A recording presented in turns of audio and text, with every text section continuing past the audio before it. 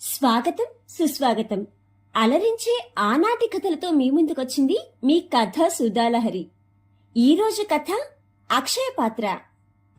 సేకరణ శ్రీమతి నంజల సుధామణి. స్వరం Nagamounika. Please like, share, subscribe to our channel. కథ అక్షయ పాత్ర. ఒక ఊళ్ళో రామయ్య సీతమ్మ అనే దంపతులు ఉండేవారు. పేరుకు తగినట్టుగా వాళ్ళిద్దరూ ఎంతో ఉత్తములు.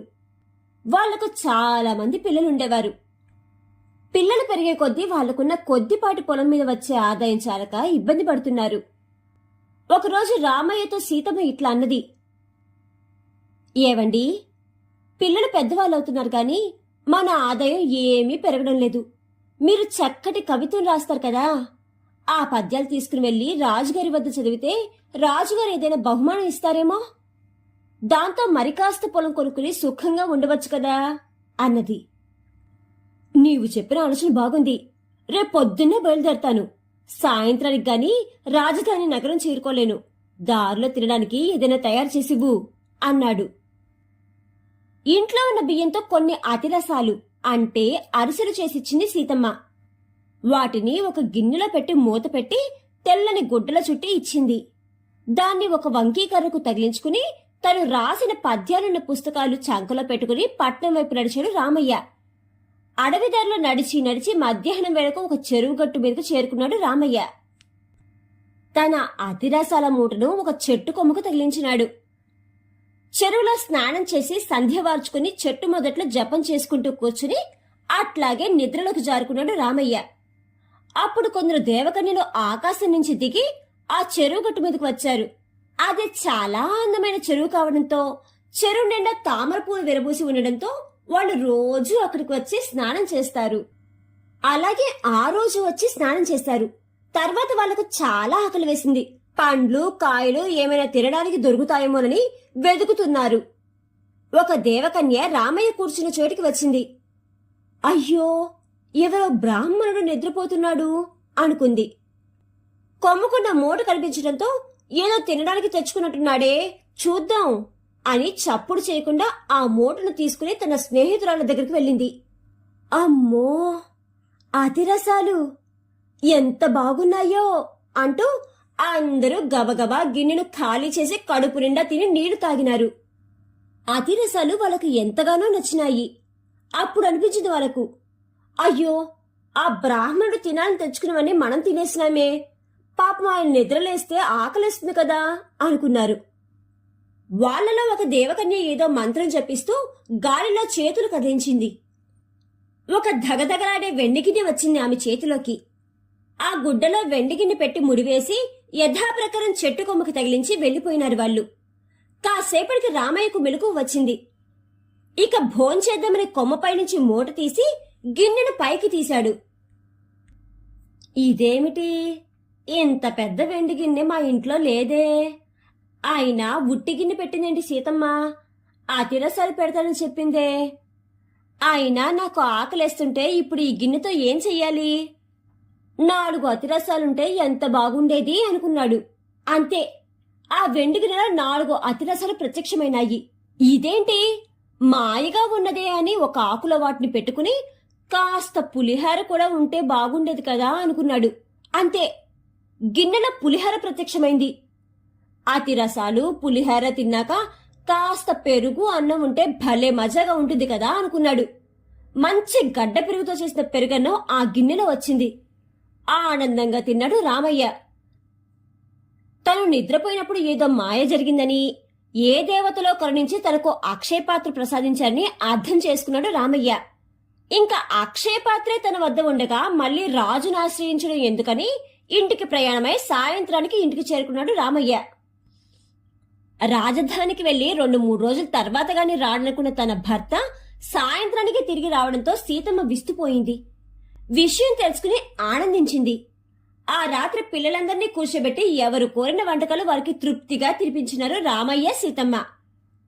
మనకు ఇంత మంచి అక్షయ పాత్ర లభించింది కదా, ఊరందరినీ పిలిచి చక్కటి భోజనం పెడదామండి అన్నది సీతమ్మ. అలాగేనన్నాడు రామయ్య.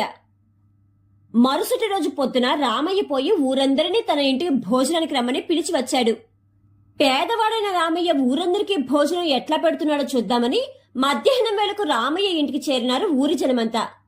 కొందరు ఆడవాళ్లు సీతమ్మకు సహాయం చేద్దామని వంటింట్లోకి వచ్చినారు. ఇంట్లో వంట చేస్తున్న ఏర్పాట్లేమీ లేకపోయేసరికి వాళ్ళంతా నివ్వెరపోయినారు. ఇదేమిటి సీతమ్మ, పొయ్యిలో పిల్లైనా లేవలేదు, ఇంత జనానికి ఏం భోజనం పెడదామనుకున్నావు, ఎట్లా చేద్దామనుకున్నావు అని బుగ్గులు నొక్కుకున్నారు.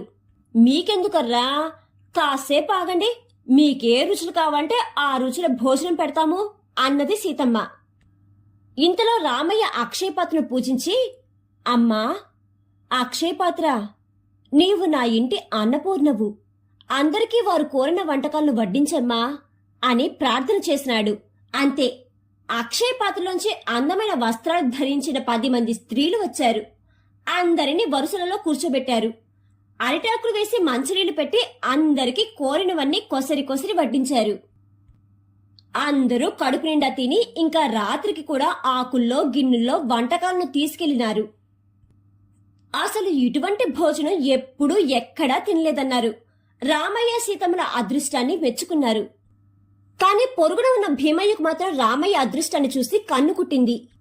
అందరూ వెళ్లిపోయినాక వచ్చి రామయ్యకు అక్షయపాత్ర దొరికిన వివరాలన్నీ తెలుసుకున్నాడు.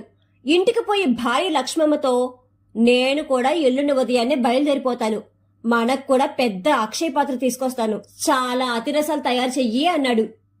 మనకు ఇన్ని పొలాలు పాడి పంట ఉండగా ఈ అక్షయపాత్ర ఎందుకండి అన్నది లక్ష్మమ్మ. అవన్నీ నీకు అనవసరం, అతిరసాలు సిద్ధం చెయ్యి అన్నాడు భీమయ్య. చాలా పెద్ద మొత్తంలో చెయ్యాలి కాబట్టి ఇంటి వెనుక బయల్లో పొయ్యి పెట్టి అతిరసాల పాకం తయారు చేస్తుంది లక్ష్మమ్మ. ఇంతలో ఎవరో పిలవడంతో దానిపైన మూత పెట్టడం మరిచిపోయి ఇంట్లోకి వెళ్లి వచ్చింది ఆమె. ఇంతలో జరగరానిది జరిగిపోయింది. అప్పుడే ఒక గద్ద ఒక నాగుపామును కాళ్లతో పట్టుకుని పైకి ఎగిరింది. ఆ పట్టును తప్పించుకోవడానికి తన్నుకుంటూ విషాన్ని పాము బయటకు ఉమ్మింది. ఆ విషం వచ్చి ఈ అతిరసాల పాకంలో పడింది. ఈ విషయం తెలియని లక్ష్మమ్మ ఆ పాకంతో అతిరసాలు వండేసింది.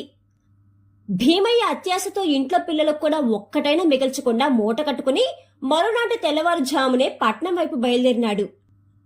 దారిలో అదే చెరువు దగ్గర ఆగి రామయ్య కూర్చున్న చెట్టు కిందనే కూర్చున్నాడు. అదే కొమ్మకు తన పెద్ద మూటను తగిలించాడు. నిద్రపోతున్నట్టుగా అభినయిస్తూ పడుకున్నాడు. ఇంతలో ఆ చెరువులో స్నానం చేయడానికి దేవకన్యలు రావడం, స్నానం చేసిన తర్వాత పండ్ల కోసం వెతుకుతూ ఇటు రావడం జరిగింది. నిద్రపోతున్న భీమయ్యను, అతని మూటను చూసినారు వాళ్ళు.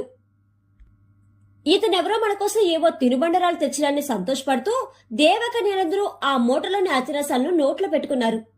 విషం కలిసినవి కావడం వల్ల నోరంతా చేదుగా అయింది వారికి. అందరూ ఉమ్మి వేశారు. నీటితో నోటిని కడుక్కున్నారు. వారు దేవకన్యలు కావడం వల్ల వారికి ఏమీ అపాయం జరగలేదు. కాని వారికి బాగా కోపం వచ్చింది. దివ్య దృష్టితో భీమయ్య రామయ్యకు అక్షయపాత్ర లభించడం చూసి అసూయపడి రావడం, పిండి వంటల విషం కలవడం తెలుసుకున్నారు. భీమయ్యకు బుద్ధి చెప్పడానికి ఒక దేవకన్య ఏదో మంత్రాన్ని జపిస్తూ గాలిలో చేతులు తిప్పగానే ఆమె చేతిలోకి ఒక పెద్ద వెండి గిన్నె వచ్చింది. దాన్ని బట్టలో చుట్టి యథాస్థానంలో తగిలించి భీమయ్య వైపు కోపంగా చూస్తూ వెళ్లిపోయినారు దేవకన్యలు. అంతవరకు నిధులను అభినయిస్తున్న భీమయ్య వాళ్ళు వెళ్లగానే లేచి మూట విప్పి చూసి పెద్ద వెండి గిన్నెను చూసి ఎగిరి గంతేశాడు. దానిని పరీక్షించి చూడకుండానే ఇంటికి తెచ్చి మరో రోజు ఊరందరినీ భోజనానికి పిలిచినాడు. ఇదేదో బాగుంది, రోజు విందు భోజనమని ఊరి వారందరూ వచ్చి వరుసల్లో కూర్చున్నారు. ఇంతలో భీమయ్య అక్షయపాత్రను పూజించి అందరికీ భోజనం వడ్డించమని ప్రార్థించినాడు. ఆ గిన్నెలో నుంచి 4 బలాఢ్యులైన యువకులు కర్రలు పట్టుకుని బయటకు వచ్చినారు. రాగానే భీమయ్యకు తలో 4 దెబ్బలు తగిలించినారు. కుయ్యో మొర్రోమన్నాడు భీమయ్య. వచ్చిన అతిథుల వెంటపడి తరిమి వేశారు ఆ యువకులు. తిరిగి ఆ పాత్రలోనికి వెళ్లిపోయినారు. ఇలా తిరగబడిందేమిటో తన ఎత్తుగడా అని దిగులుపడి ఆ గిన్నెను తీసుకెళ్లి ఆ చెరువులో పారేసి వచ్చాడు. పాపం భోజనానికి వచ్చి ఆకలితో తిరిగి వెళ్లిన ఊరి వారందరినీ పిలిచి తన అక్షయపాత్ర భోజనంతో సంతృప్తి పరిచాడు రామయ్య. మంచి మనసు గల రామయ్యకు అక్షయపాత్ర దొరికితే అసూయపరుడైన భీమయ్యకు శిక్షాపాత్ర దొరికిందని హేళన చేసినారు ఊళ్ళో వాళ్ళంతా. అప్పట్నుంచి భీమయ్య కూడా రామయ్యలా సాత్వికుడైనాడు. అసూయ బహు చెడ్డది. కథ కంచికి మనమింటికి. అక్షయపాత్ర అనే ఈ కథ కనుక మీకు నచ్చినట్లయితే please like, share and subscribe to కథా సుధాలహరి.